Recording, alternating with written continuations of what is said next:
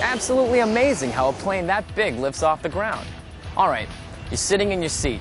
You hear the engines rev up, the turbines start to spin, and the next thing you know, you're in the air. Now, we take for granted how a plane weighing 500,000 pounds actually lifts off the ground with such ease. How does it happen? It's easy, man. It's engines. Most modern-day jet airplanes use gas turbine engines to provide thrust. But how does a turbine engine work? I spoke with NASA researcher Teresa Benyo at Oceana Naval Air Station in Virginia Beach, Virginia to find out more.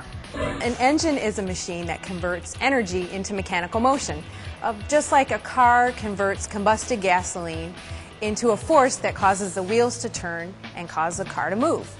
And there are many types of engines, an electric engine, turbine engine, just like the one we're standing in front of here. This is a gas turbine engine.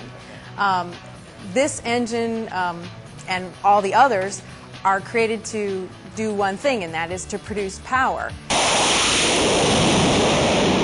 What kind of engine does a jet plane use for power, and how does it work?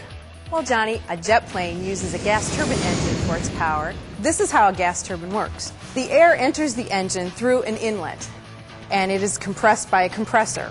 The compressor takes the air from the outside of the engine and squeezes it into a very high pressure. And that high pressure air is needed by the combustor to burn with the fuel and cause a very high pressure, high velocity gas that is used by the turbine to accelerate the gas that's created out the back of the engine to cause the engine to move forward. Together, these parts produce thrust. Thrust is a mechanical force. It's a reaction caused by accelerating a gas. The gas is accelerated through the engine, and that causes the engine to move in the opposite direction. This is a little different than a propeller type engine, which a propeller actually pulls the engine and causes the aircraft to go forward.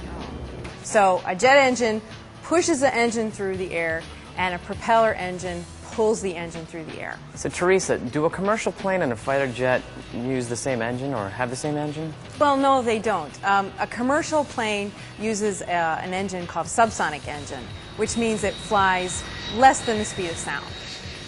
And a military jet uses a supersonic engine, which causes it to fly greater than the speed of sound.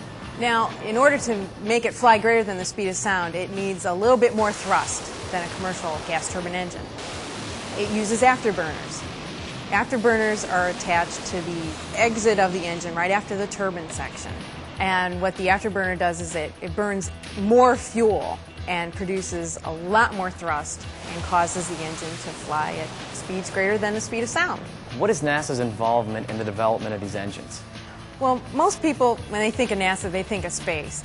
But the first A in NASA stands for aeronautics. So we also work on aeronautics research, such as the ultra-efficient engine technology at Glenn Research Center. What we're doing there is working on research to create engines that are more environmentally friendly and more efficient. We found that a combustor works really efficiently when you burn a lot of fuel very quickly. Well, that in turn creates a lot of high temperatures in the combustor. And the materials that are in the engines right now just can't withstand those temperatures without failing. So what we're doing is we're looking at new materials that can be created that withstand those higher temperatures, and in turn we'll be able to create engines that are more environmentally friendly. Cool. Go NASA.